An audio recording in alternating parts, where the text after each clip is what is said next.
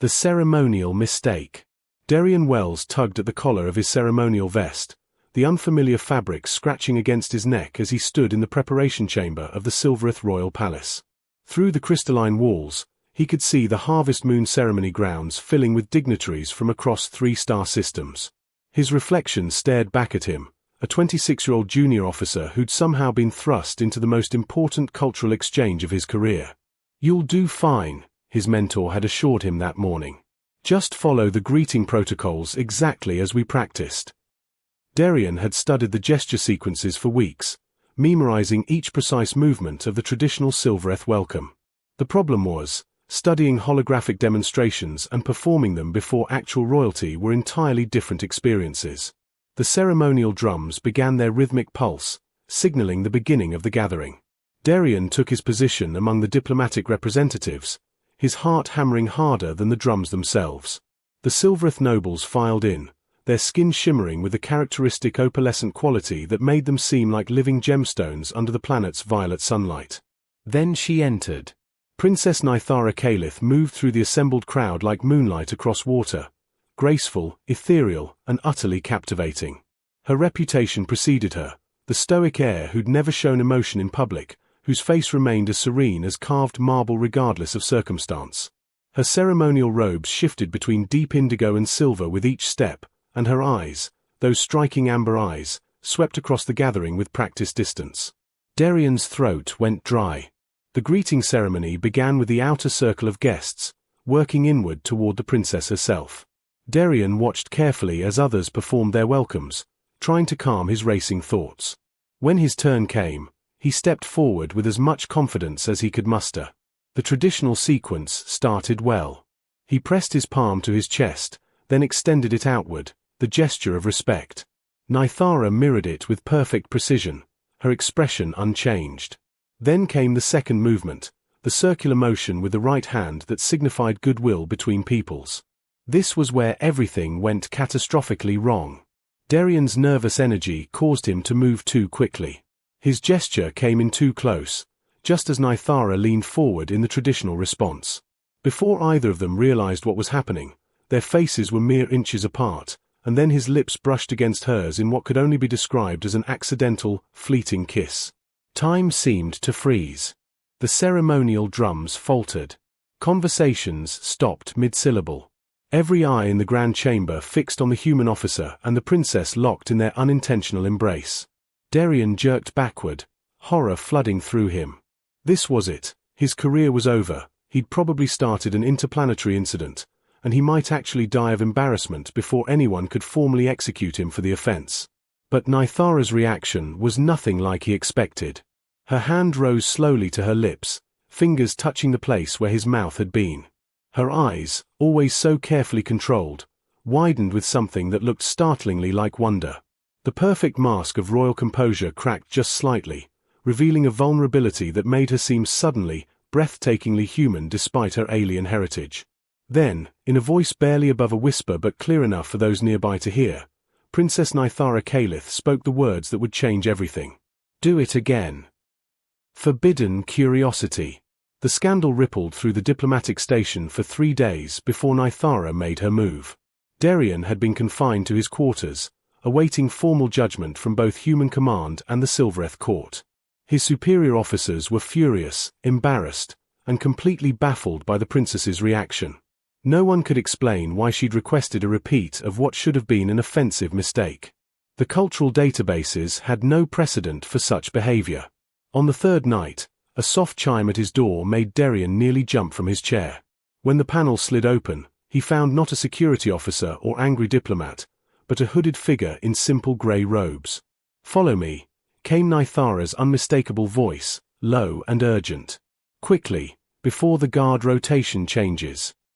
Darian's common sense warred with his curiosity, and lost. He grabbed a jacket and followed her into the dimly lit corridor.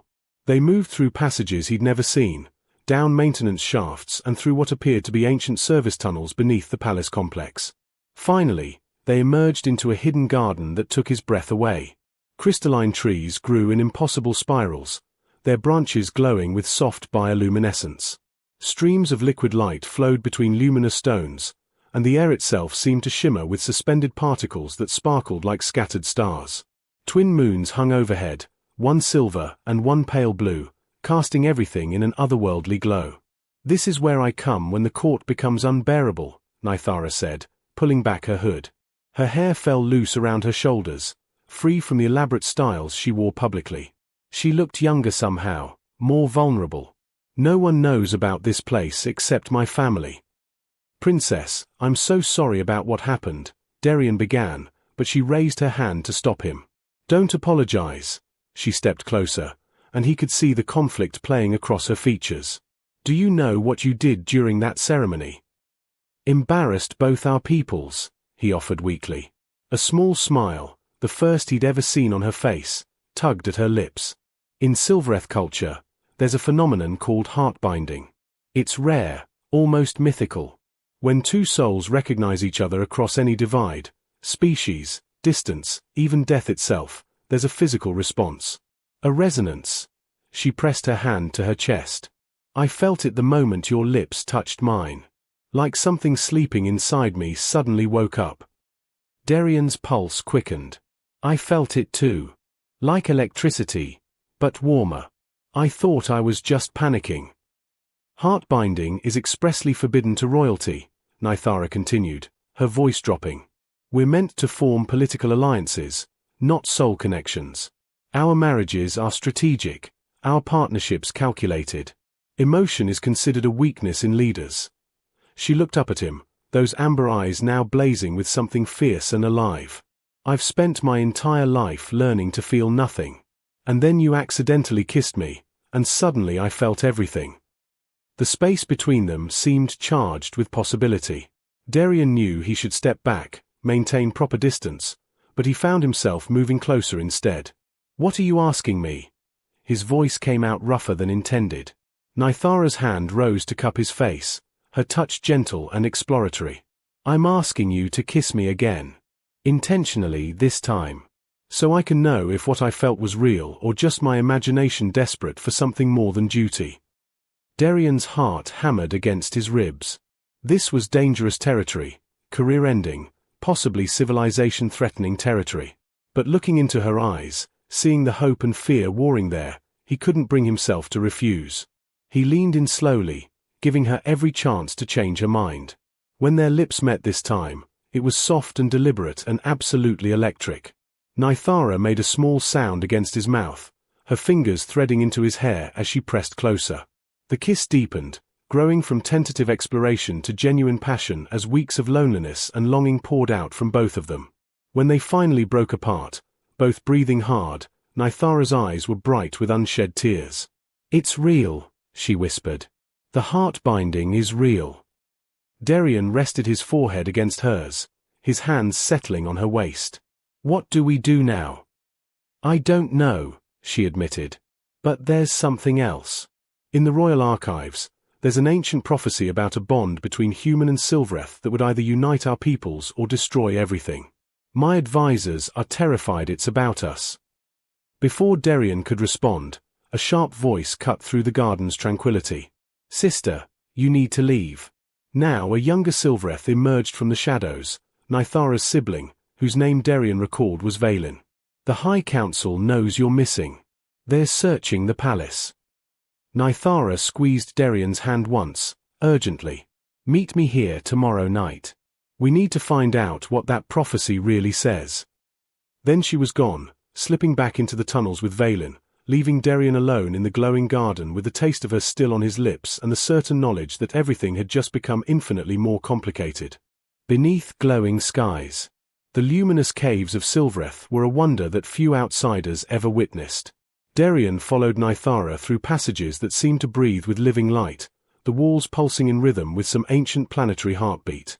She'd managed to slip away from her guards again, meeting him at their secret garden before leading him deeper into her world.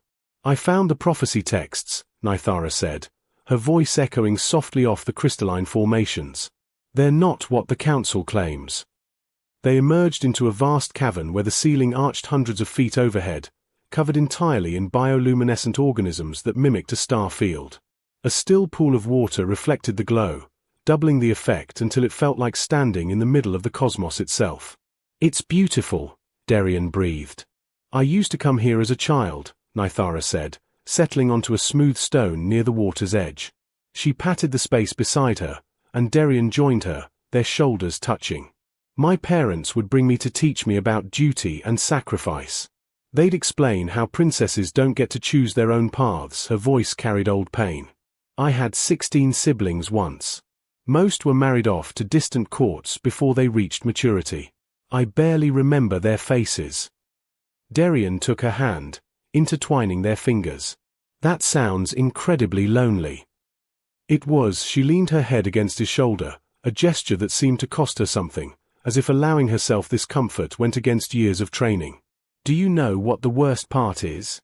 I became exactly what they wanted. Efficient, emotionless, perfect. I attended state functions and never smiled. I negotiated treaties without a flicker of feeling. I was the ideal heir." She turned to look at him. "And I was completely hollow inside." "And now?" Darian asked softly. "Now I'm terrified," she admitted. "Because with you, I feel too much. When we're apart, I count the hours until I can see you again. When we're together, I want to memorize everything. The way you laugh, how your eyes crinkle when you're thinking, the warmth of your hand in mine." She pulled out a small data crystal from her robes. "The prophecy speaks of a bridge of hearts that will either unite or divide. But the full text says something the council conveniently omitted. The bridge itself isn't dangerous. Fear of the bridge is what causes the fall." Darian studied the crystal, then set it aside. Right now, ancient prophecies seemed less important than the woman beside him. "Tell me what you want, Nithara. Not what you're supposed to want. What do you actually want?" She was quiet for a long moment, the cave's light playing across her features. When she spoke, her voice trembled. "I want mornings where I wake up next to someone who sees me, not my title. I want to laugh without wondering if it's dignified enough. I want to kiss you whenever I feel like it without checking if advisors are watching." She met his eyes. "I want a life that's mine." Darian cupped her face gently, his thumb brushing across her cheekbone. "You deserve all of that." "Do I?" The vulnerability in her expression made his chest ache. "What if choosing you means abandoning my people? What if our happiness costs thousands their peace? Or what if," Darian countered, leaning closer, "choosing love over fear is exactly what both our peoples need to see?" He kissed her then, soft and sweet, pouring every reassurance he couldn't speak into the gesture. Nithara responded with an intensity that surprised them both, her hands fisting in his shirt as she pulled him closer. The kiss deepened, becoming almost desperate, two people trying to hold onto something precious in a universe determined to tear them apart. When they broke apart, Nithara guided him to lie back on the smooth stone, settling against his chest. They stayed like that for hours, watching the living stars above them, talking about everything and nothing. She told him about her childhood dreams of becoming an explorer instead of a ruler. He shared stories about growing up on Earth, about oceans and forests she'd only seen in recordings. "If we could go anywhere," Darian murmured into her hair, "where would you want to go?" "Somewhere no one knows we're royal or diplomatic," Nithara said immediately. "Somewhere we could just be two people who found each other." "We'll find a way," Darian promised, though he had no idea how to make that happen. They nearly missed the warning. Valen appeared at the cave entrance, breathless and panicked. "They know about the meetings. The High Council convenes tomorrow morning to pass judgment. Nithara, they're talking about exile. For both of you." Nithara sat up abruptly, her moment of peace shattering. "How much time do we have?" "Hours, maybe. Father is trying to delay the vote, but Mother and the council elders are pushing hard." Valen's expression was anguished. "I'm sorry. I tried to buy you more time." Nithara stood, pulling Darian up with her. She looked between her sibling and the man she'd come to care for so deeply, and he could see the future princess reasserting itself over the vulnerable woman he'd held moments ago. "Then we face them together," she said firmly. "No more hiding." The council's verdict. The Grand Council chamber of Silvereth was designed to intimidate. Vaulted ceilings stretched impossibly high, covered in ancestral inscriptions that glowed with faint accusatory light.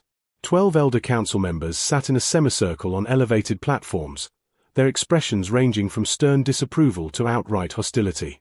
Behind them, the Emperor and Empress occupied twin thrones of living crystal that seemed to pulse with the planet's own heartbeat.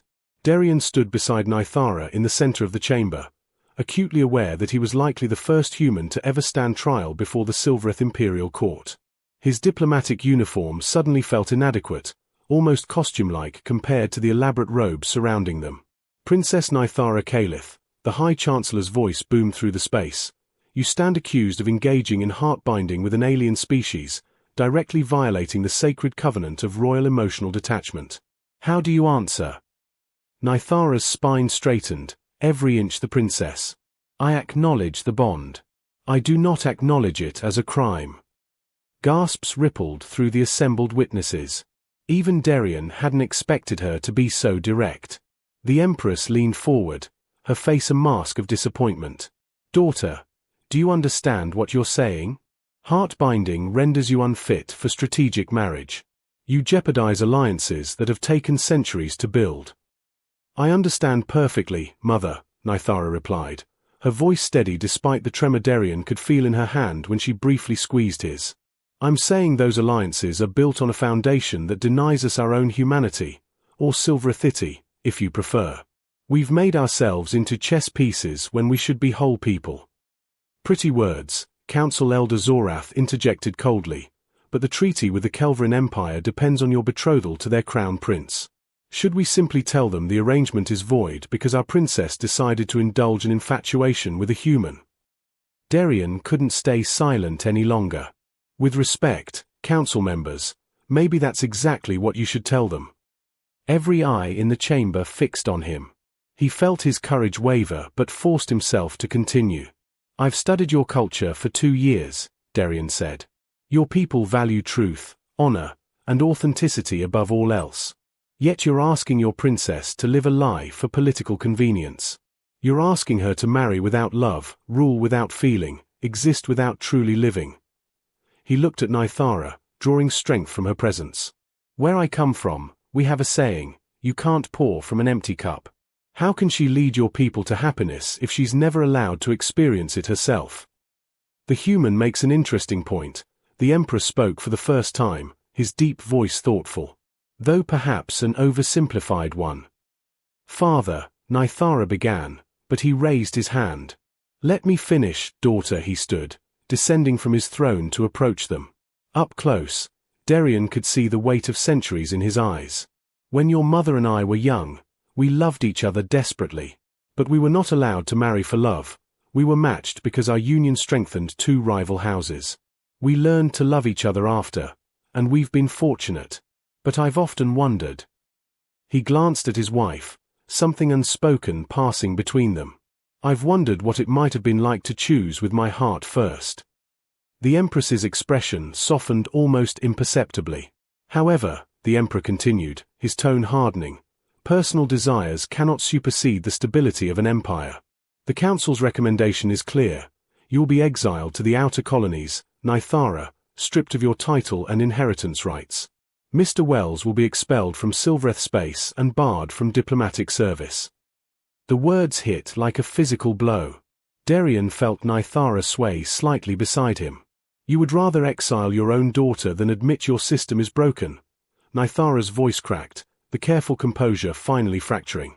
You would rather maintain comfortable lies than uncomfortable truths. We would rather maintain peace, the High Chancellor stated flatly. The vote has been taken. The sentence stands. Then I have something to say before you cast us out, Nithara said, her voice rising with passionate intensity. She turned to address not just the council, but the assembled witnesses, nobles, diplomats, palace staff, all the people who would carry this moment beyond these walls.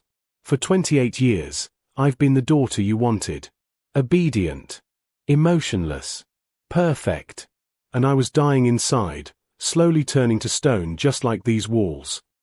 Tears streamed down her face now, but she didn't wipe them away.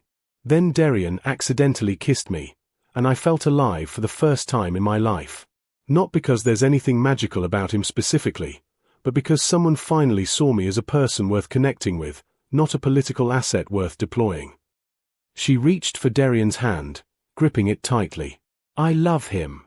I love him the way the ancient poets wrote about, the way our own ancestors experienced before we bred emotion out of our bloodlines in pursuit of perfect governance. And yes, maybe loving him means I can't be your ideal princess. But maybe your ideal princess was never what your people actually needed. The chamber fell silent. Even the hostile council members seemed momentarily stunned by her raw honesty. If you exile us, Nithara continued, her voice breaking, you prove that power matters more than people. That maintaining systems matters more than the individuals crushed beneath them.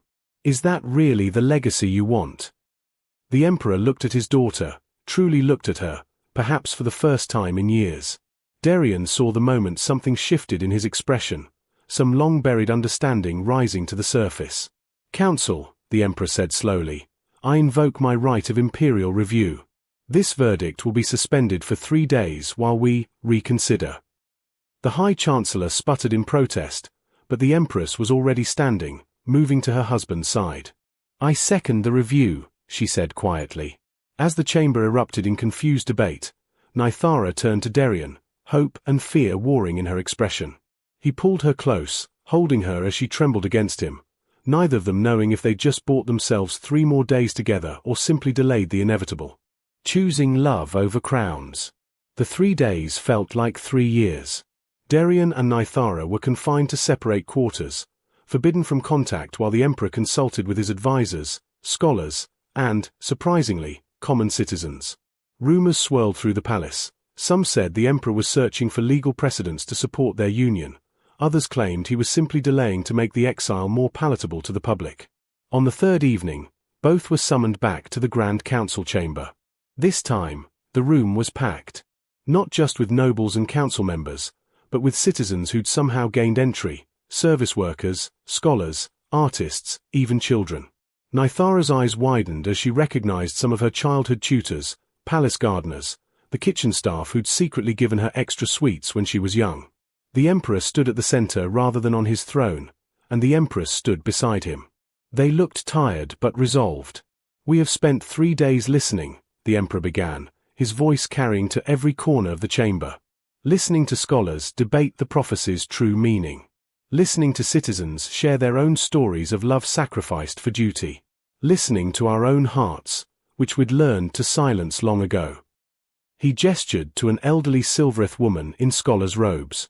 Master historian Velara has presented compelling evidence that heart-binding was once celebrated in our culture, not forbidden.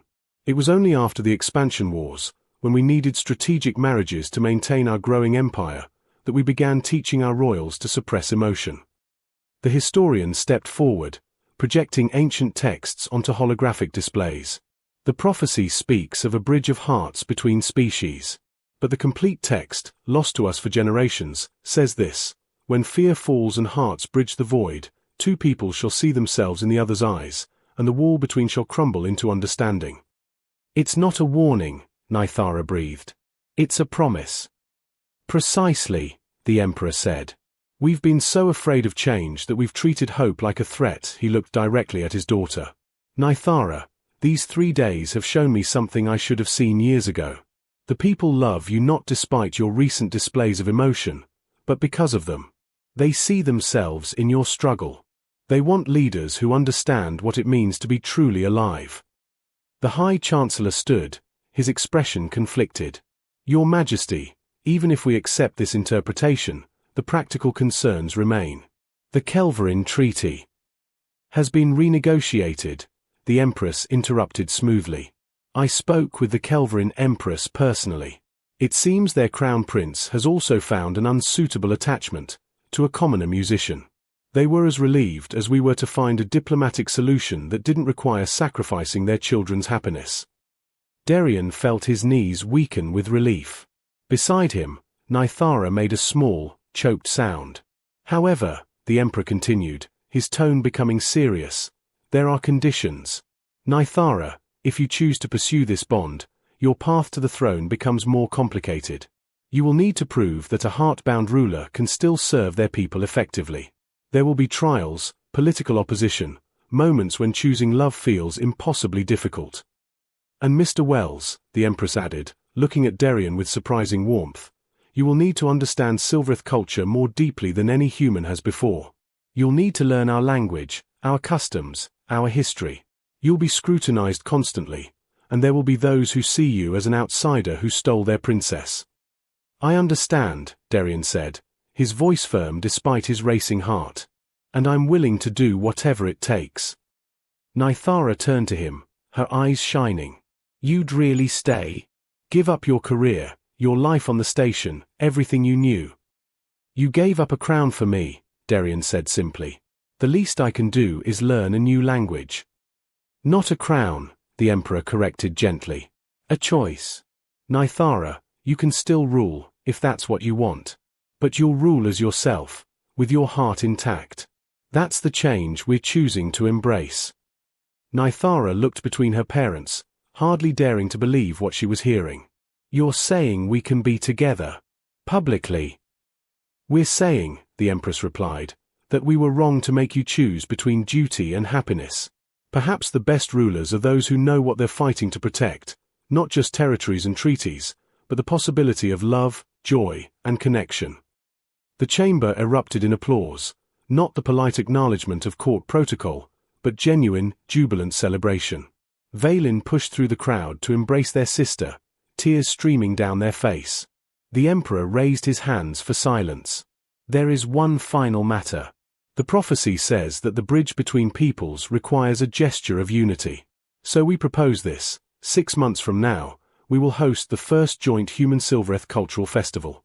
Nythara and Darian will serve as ambassadors, showing both our peoples what understanding across differences truly looks like. And, the Empress added with the faintest smile, if they should choose to formalize their bond during that festival, well, it would certainly be symbolic. Nythara laughed, a sound of pure, unrestrained joy that made several council members actually smile. She turned to Darian, and he didn't hesitate. He pulled her into his arms and kissed her there in front of everyone, pouring everything he felt into that moment: relief, love, hope, and the promise of a future they'd build together. When they finally broke apart, the applause had become a roar. Even some of the stricter council members were clapping, albeit reluctantly. So, Darian murmured against her lips, does this mean I need to learn the proper way to propose in Silvereth culture? Absolutely not, Nythara whispered back, her smile radiant. We've followed enough traditions. Let's make our own. Epilogue. 6 months later. The crystalline gardens had been transformed into a celebration that bridged 2 worlds. Human and Silvereth guests mingled freely, sharing food, music, and stories. Children of both species played together under the twin moons, their laughter echoing off the glowing trees. Darian stood at the center of it all, nervous despite the months of preparation. He'd learned the Silvereth language, studied their customs, and earned grudging respect from most of the palace staff. But this moment felt bigger than all of that. Nythara appeared at the garden's entrance, wearing robes that combined human and Silvereth design elements, a visual representation of the bridge they'd become. She walked toward him not with the careful steps of a princess, but with the eager stride of someone moving toward home. "Ready?" she asked, taking his hands. "To spend the rest of my life with you," Darian grinned. "I've been ready since you said do it again." They spoke their vows, a blend of human and Silvereth traditions, promises made not for politics or duty but for the simple reason that they'd chosen each other.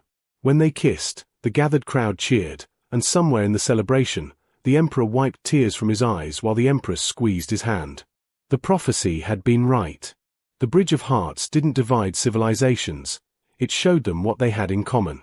Fear had kept them separate, love would teach them to understand. And it all started with one accidental kiss and a princess brave enough to ask for another. The end. Retry. Claude can make mistakes. Please double-check responses.